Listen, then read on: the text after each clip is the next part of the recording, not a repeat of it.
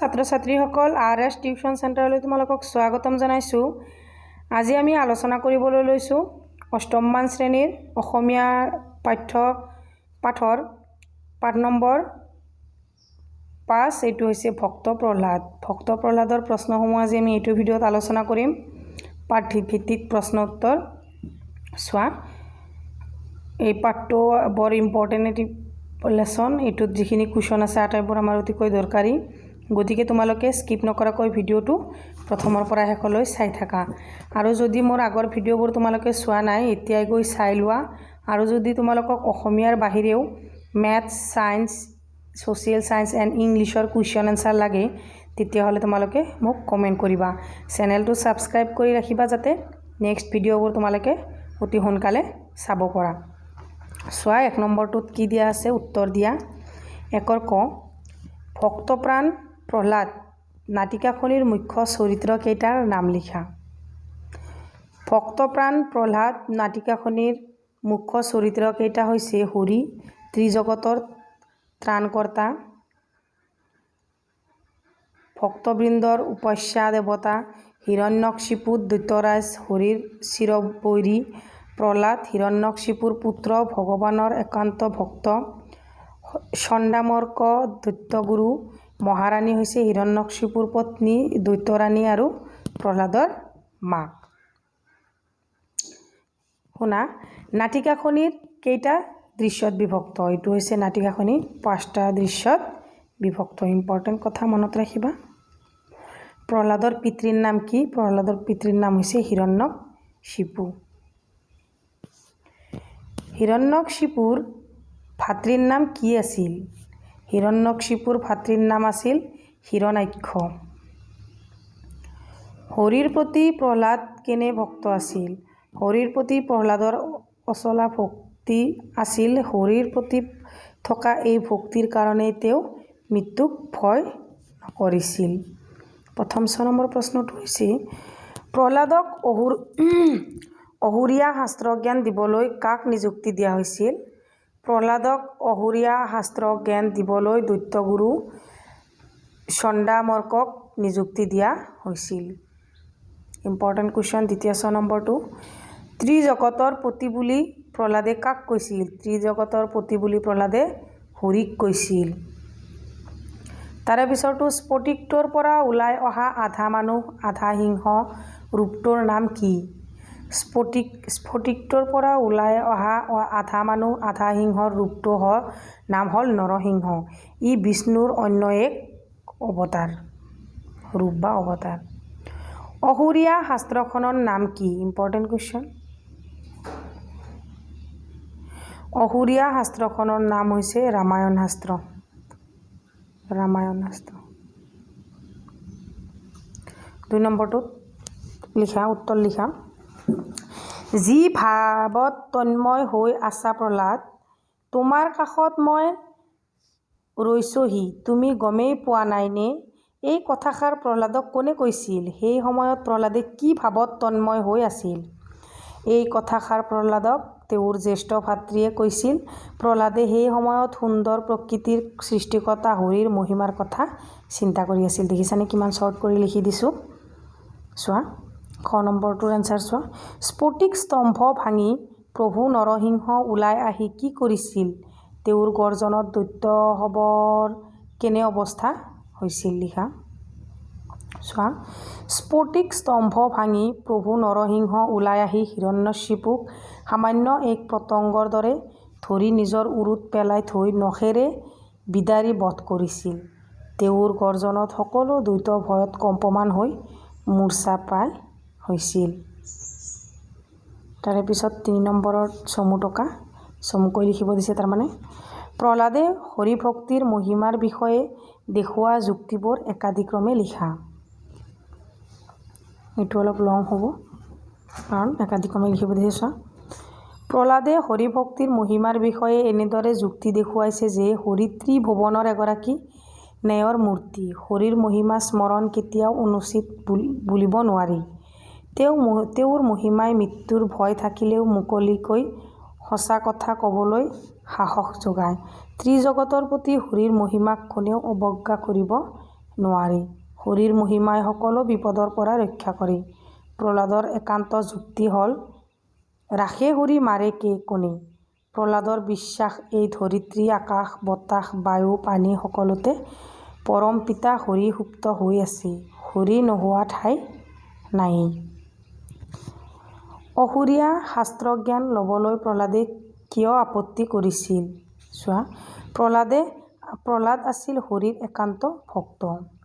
অসুৰীয়া শাস্ত্ৰ অৰ্থাৎ ৰামায়ণ শাস্ত্ৰ আছিল হৰি বিৰোধী। সেয়েহে প্ৰহ্লাদে অসুৰৰ শাস্ত্ৰজ্ঞান ল'বলৈ আপত্তি কৰিছিল।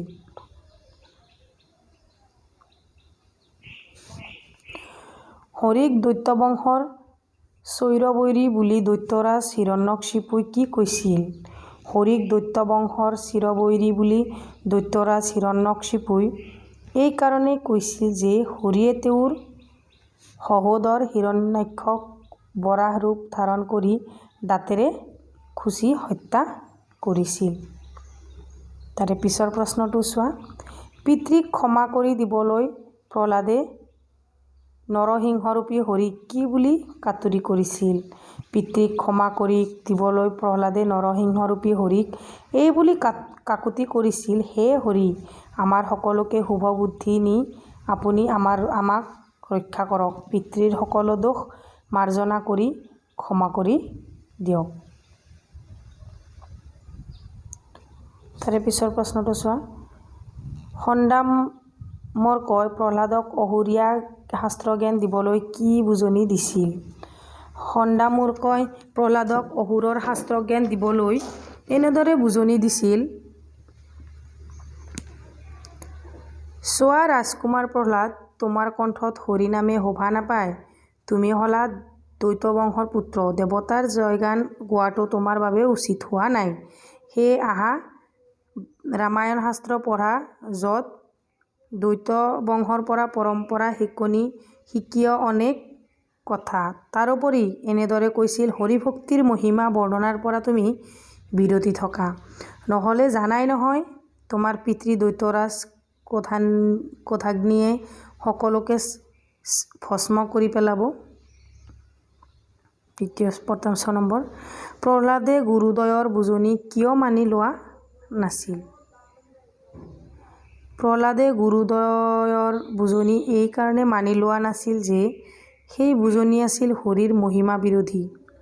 প্ৰহ্লাদ আছিল হৰিৰ মহিমা বৰ্ণনা কৰা একান্ত হৰিভক্ত। একান্ত হৰিভক্তই হৰি বিৰোধী বুজনি কেতিয়াও মানি ল'ব নোৱাৰে। মই তোমালোকক একদম ভাঙি ভাঙি বুজাই দিয়া নাই। যদি তোমালোকক ভালকৈ বুজাই দিব লাগে, তেতিয়াহ'লে পাঠটো যদি বুজাই দিব লাগে তোমালোকে মোক কমেণ্ট ছেকশ্যনত জনাবা, মই ধুনীয়াকৈ বুজাই দিম। চোৱা, 4 নম্বৰটোত আছে ব্যাখ্যা কৰা।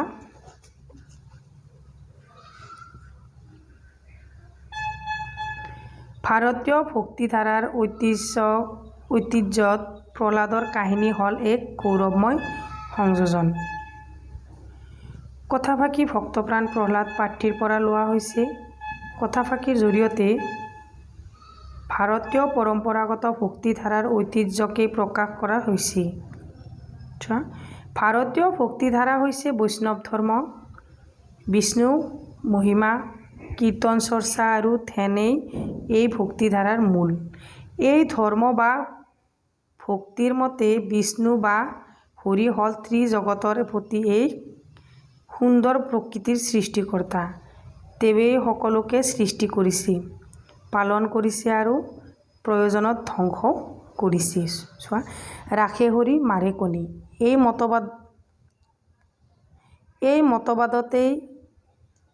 মতবাদেই ভাৰতীয় ভক্তিধাৰাৰ একমাত্ৰ বিশ্বাস।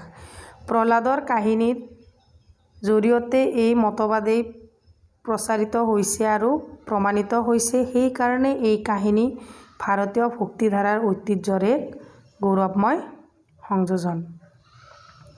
তাৰে পিছৰ প্ৰশ্নটো চোৱা, মোৰ বিনাশ হাস হাস হাস ৰোধ কৰোঁ তোমালোকৰ জ্ঞাত নহয় যে মোক মানুহ অথবা জন্তুৱে বধ কৰিব নোৱাৰে। আনহাতে মোৰ মৃত্যু দিনৰ ভাগতো নহয় আৰু ৰাতিও নহয়। সেয়ে মই নিশ্চিত, সহজে নহয় মোৰ বিনাশ। এই সংলাপটো কোনে কাক কৈছে লিখা। হৰিৰ বিৰুদ্ধাচৰণ কৰিলে আপোনাৰ অমংগল অথবা বিনাশৰে সম্ভাৱনা আছে বুলি যেতিয়া হৰিভক্ত প্ৰহ্লাদে হৰি বিৰোধী পিতৃ হিৰণ্যকশিপুক ক'লে, তেতিয়া হিৰণ্যকশিপুৰ প্ৰহ্লাদক এই কথাষাৰ কৈছিল। ইয়াতে কৈছে সংলাপটো কোনে কাক কৈছিল। চোৱা, ভাষা অধ্যয়ন ব্যৱহাৰিক ব্যাকৰণ। 6 নম্বৰটো তলত উল্লেখ কৰা সমূহ ব্যস্ত আৰু সমস্যামান পদ, সমস্ত পদ আৰু বেশ বাক্য হিচাপে দেখুওৱা এখন তালিকা যুগুত কৰা। ইয়াতে বেশ বা সমস্যমান পদ, সমস্ত পদ আৰু সমস্ত পদ ইয়াতে, আৰু বেশ বাক্য হৈছে ইয়াতে। চোৱা, তিনি ভুৱনৰ সমাহাৰ, এইটো হ'ব ত্ৰিভুৱন আৰু বেশ বাক্য হ'ব তিনি ভুৱনৰ সমাহাৰ। আকৌ পৰস্পৰে হাতে হাতে কৰা যি যুদ্ধ, হতাহতি, পৰস্পৰে হাতে হাতে কৰা যি যুদ্ধ। পৰ্বতৰ নিচিনা গম্ভীৰ, পৰ্বত গম্ভীৰ, পৰ্বতৰ নিচিনা গম্ভীৰ। তাৰপিছত চোৱা, তিনি জগতৰ সমাহাৰ, ত্ৰিজগত, তিনি জগতৰ সমাহাৰ। সিংহখচিত আসন মানে সিংহাসন, ইয়াতেও সিংহখচিত আসন। এইখিনি আকৌ দিয়া গৈছে। চোৱা, তাৰপিছত 7 নম্বৰ কুৱেশ্যনটো চোৱা, এটা শব্দত প্ৰকাশ কৰি লিখা। ইয়াৰ পৰা ইম্পৰ্টেণ্ট, ইয়াৰ পৰা এটা এক্সামত আহিব। যাৰ সাহস আছে, সেইবোৰ সাহসী বা হাঁহিয়াল। খ নম্বৰটো যি ঈশ্বৰক বিশ্বাস কৰে, বিশ্বাসী বা আস্তিক। গ নম্বৰটো হৈছে যি বিষ্ণুক উপাসনা কৰে, বৈষ্ণৱ। ঘ নম্বৰটো একে মাকৰ সন্তান হৈছে সহোদৰ বা সহোদ। ঙ নম্বৰটো হৈছে যি সঁচা কথা কয়, সত্যবাদী। আৰু প্ৰথম 6 নম্বৰ হৈছে যাক দেখা নাযায়, অদৃশ্য। বাক্য ৰচনা কৰা। স্বৈৰবৈৰী হিংসা দেহ আকাশ পাতাল কৰ্মী চালে।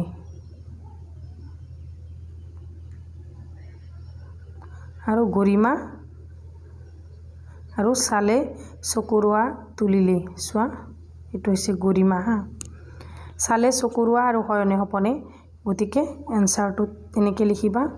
স্বৈৰবৈৰী হিৰণ্যকশিপুৱে হৰিক স্বৈৰবৈৰী বুলি ভাবিছিল।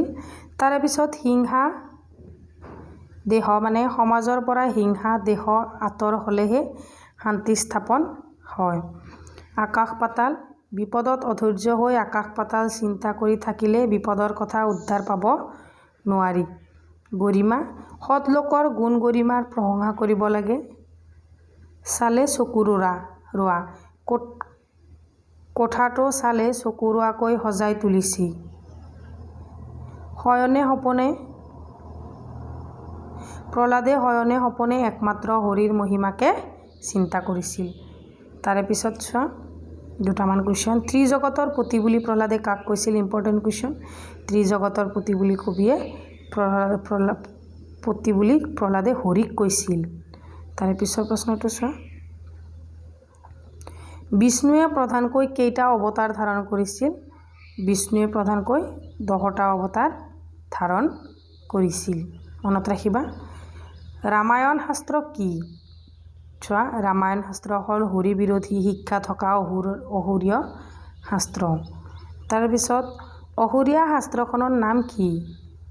অসুৰীয়া শাস্ত্ৰখনৰ নাম হৈছে ৰামায়ণ শাস্ত্ৰ।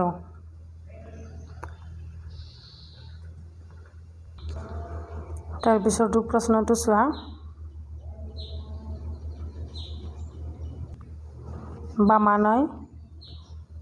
বামায়ণ শাস্ত্ৰ কি?